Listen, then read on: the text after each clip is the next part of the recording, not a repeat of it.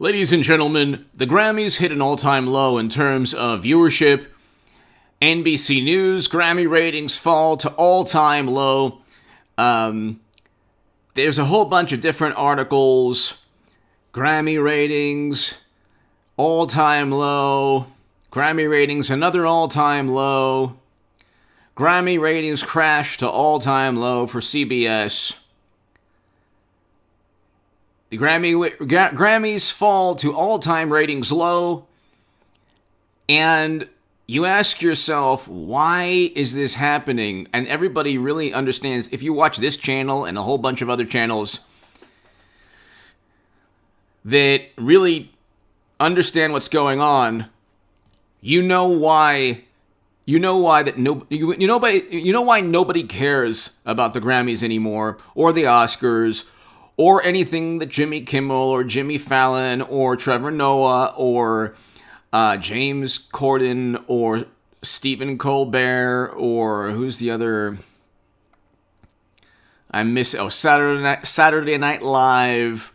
You simply can't enjoy yourself anymore without listening to, like, it's one thing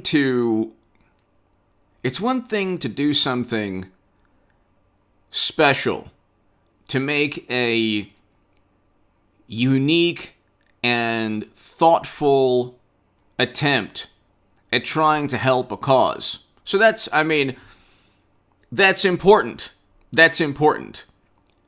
But when everything is inundated with a political theme, when you can't even listen to comedians, because, like, comedians don't get laughs anymore. Late night, like Johnny Carson, Arsenio Hall, you would laugh. You would enjoy yourself. You would have a good time. You could relax and unwind in the evening. Listening to any interview with Johnny Carson or Arsenio Hall or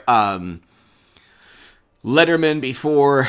I mean, Letterman always was great. Conan O'Brien is great. But Letterman became a little bit more political. But generally, you could entertainment was an arena or an industry that catered to everybody. Now, for 75 to 74 million Americans who voted for President Trump, these people are basically ostracized. You have half the country, half the electorate, okay? You could say, 10 million more of us. Yeah, well, you have 92% negative media coverage, including everyone in Hollywood, including intelligence operatives that say, we'll stop Trump when they're texting their lovers. You have every single New York Times, Washington Post, MSNBC, CNN, Vanity Fair, Esquire, Time Magazine, Daily Beast, Atlantic, New Yorker, Mother Jones, The Nation, every publication that talks about politics echoes Democratic Party talking points and politics. Every late night host, every top celebrity, Hollywood as an industry, the music industry as a whole, like, you have actors and musicians here and there that, give everyone the finger and say, look, I'm just going to do what I believe in. I'm going to speak my mind. Okay, that's actually what punk rock is when you think about it, or rock and roll. It's not adhering to, when you hear the phrase, you're on the wrong side of history for voting for Trump. Sorry, if all of Hollywood and clandestine intelligence officials want one thing, and the Lincoln Project want one thing, I'm voting the opposite. So they're all against Trump. That's just, you can see who, like, Trump's words and his rhetoric might be crude, but he did good things, okay? Allocated more funding to historically black colleges and universities than any president ever. Signed prison reform legislation, first president to step foot in North Korea. He did great things. Hit subscribe to this channel right now. Please share this segment. Tell your friends about this channel, My Voice. If you want to read my writing, you can go to hagoodman.com. You can read my writing in The Hill, The Huffington Post, Salon, The Jerusalem Post, other publications. You can see my debates. If you want to support my work, my Patreon is below. But ladies and gentlemen, Trump has ruined them for the foreseeable future. In the near future, they're ruined. They're doomed. And it's, like I said, it's good to, you want to combat and you want to find a way to address problems like police brutality, okay? Which has affected the African American community more than any other community, but it also affects everyone else. You can look, if you want to see a truly nightmarish, horrendous, what is his name? Daniel Shaver. Look him up. If you're on the left and you say everything is just about one way of looking at things, look at what happened to Daniel Shaver. Look, you can see the Washington Post and the CNN and the YouTube videos. Look at what happened.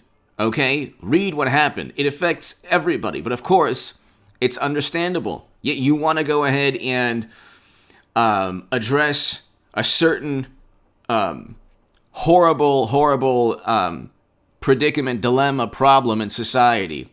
And if artists want to do so or athletes want to do so, great. But to inundate the entire, American society doesn't change. Norms don't change simply because of a cyber reality that creates orthodoxies and dogma and imposes these orthodoxies and dogma upon everyone, even people that, for example, and we can go ahead and look,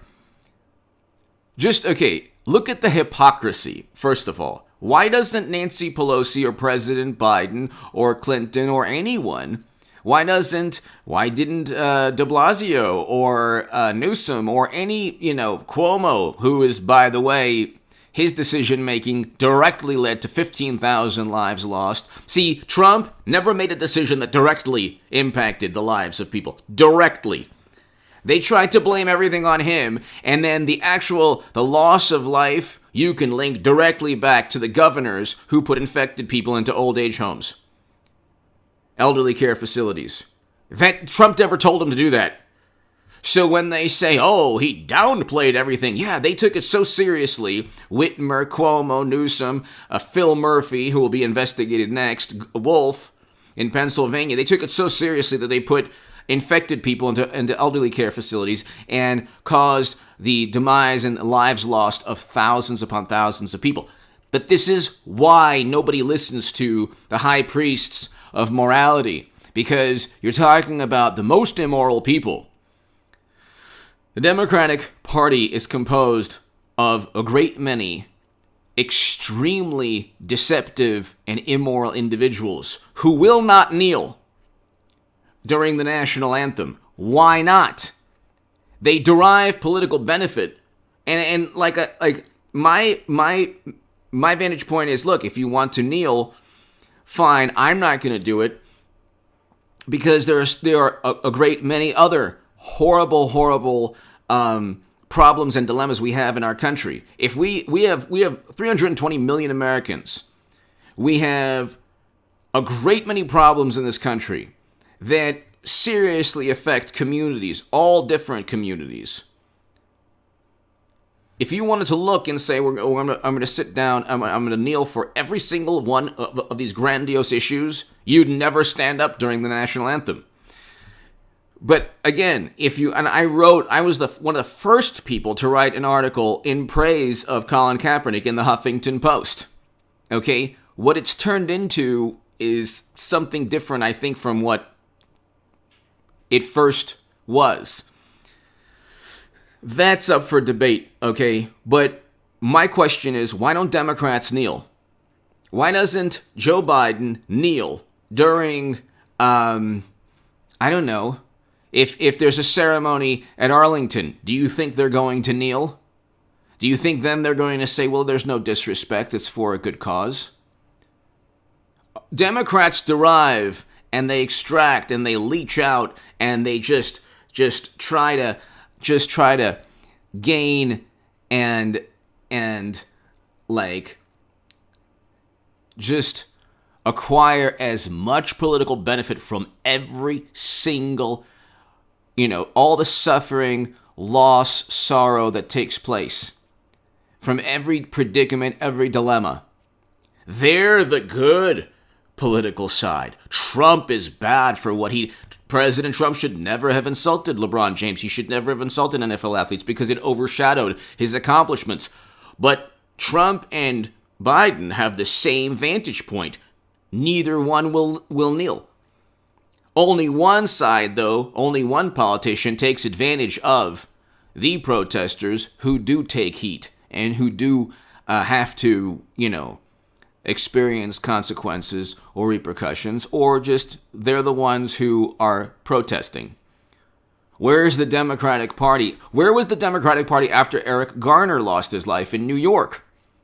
Democrats are all public relations. They should have implemented federal laws and guidelines to prevent certain tactics. I support law enforcement.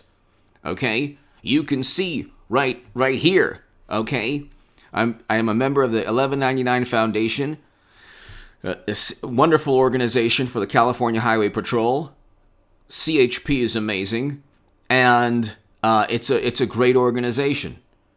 Helps the families of fallen CHP officers, and it just does a great. So the 1199 Foundation link is below.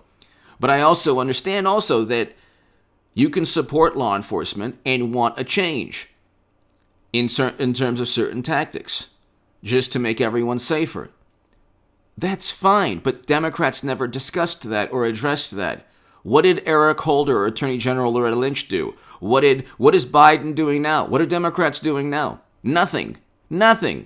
They've been focusing on Russia for 4 years, and they're still talking about Russia interfering in the election as if citizens don't have the willpower to reject the propaganda from other countries. And it's like every anytime Democrats don't like somebody, Tulsi Gabbard, Russian operative, Bernie honeymooned in Russia, Trump.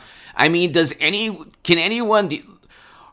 are people smart enough on the left to realize that Democrats have used this now as just a shameless, absurd political stunt to just brand anyone? Like, the McCarthy era is long gone. The Cold War is long over. They're the ones who actually presided over a uranium sale that led to 20% of U.S. uranium capacity being given to Putin. That's according to the New York Times. New York Times statistics. The Democratic-run states presided over the worst outcomes. In terms of the crisis, they also have the worst economies, according to the Bureau of Labor Statistics. 1 out of 5 individuals who lost their lives because of this crisis live in either New York or California. And New York has the highest per capita rate in the country. So,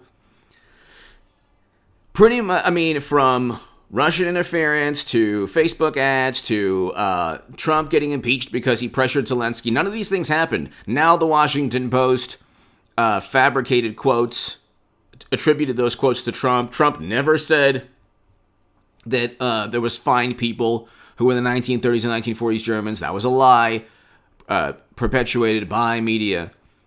That never happened. Go to the C-SPAN. The C-SPAN transcript actually states he condemns, and you could see him condemn the horrible racists like 3 different times within the C-SPAN transcript. He never called the pandemic a hoax.